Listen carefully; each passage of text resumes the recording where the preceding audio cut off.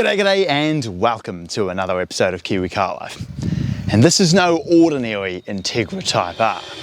That's because the 162 kilowatt red top K20A that these normally come with from the factory in Japan has had a K24 block sandwiched between the high flowing Type R head and valve train and short ratio Type R gearbox. Normally, as I discovered with the K24 Frankenstein Accord Euro R, that would be more than enough to deliver stellar performance.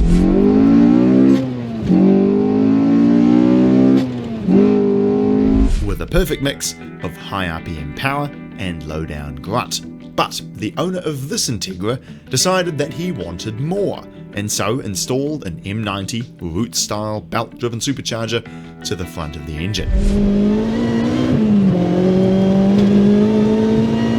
Running through a Honda K Pro ECU on 9 psi of boost, this now pumps out 226 wheel kilowatt, or right around 300 wheel horsepower, more than the latest FL5 Civic Type R in a car that weighs just 1200 kilos. And it doesn't stop there. It's got a Line flywheel, Mugen headers going into an Adrenaline R exhaust system, Brembo brakes with DBA slotted rotors and WinMax pads, Mugen suspension, Cusco sway bars and strut braces front and rear, and ultra lightweight 17-inch rotor Titan wheels. One look at the spec sheet tells you this is a serious Integra Type R, built to take on the racetrack at monstrous speed. These cars already have a stripped out interior with Recaro bucket seats, a Momo steering wheel, and very few amenities, leading to one of the greatest handling cars in existence. But when you pair that chassis with an engine making nearly double the power and torque, it's a recipe for something rather special. Well, funnily enough, I've actually just got out of a Honda E, and now I'm in what many would consider to be a real Honda. Whoa, okay, yep, this is a race car for the road. It is unbelievably loud,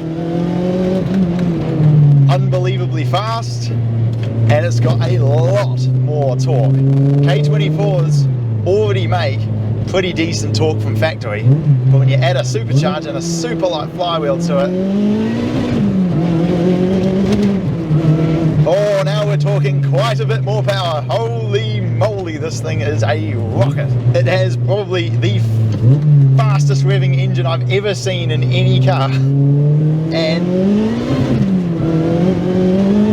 wow, man, if this thing didn't have a limited slip diff, it would be undrivable. Brakes really strong. You have to dig into the pedal a little bit, but when you do, man, does this thing stop all right. And then just the power. VTEC, 4.5, into 4th, down the gears. Oh, would you listen to that? Second gear. This thing struggles in second with how much torque it's got.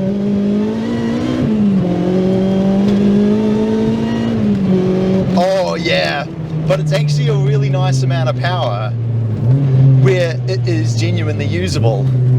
Yeah, it struggles definitely in second to put the power down, but once you get up to third,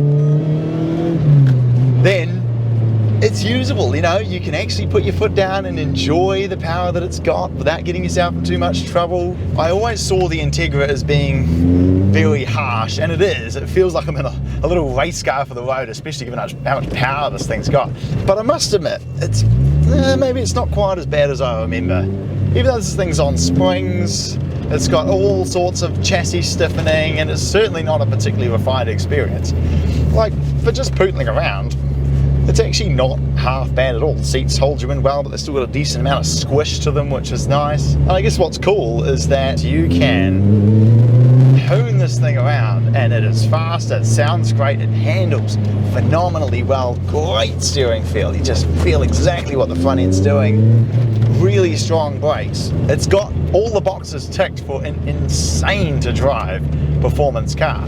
But then when you just put it in fifth and drive past random members of the public, they'll probably think, oh, here goes another boy racer.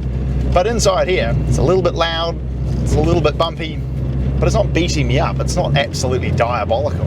And then of course when you're ready,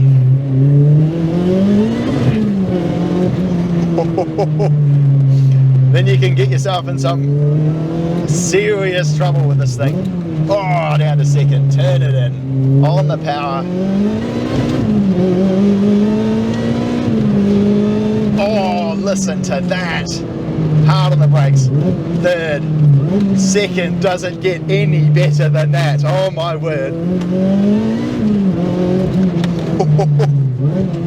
This thing is phenomenal. Wow.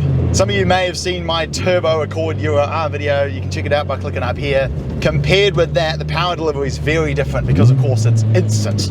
You know, second gear, foot down, bam. This just feels like an Integra that's got like a 5-litre V8 in it because it makes so much torque. It's been a fantastic opportunity to check out how this car drives. It is truly sensational. On a track with gears this short and this much power, it would be a amazing car to drive. What a great car, brilliantly set up, fantastic to drive, and I will very much look forward to seeing you again next time.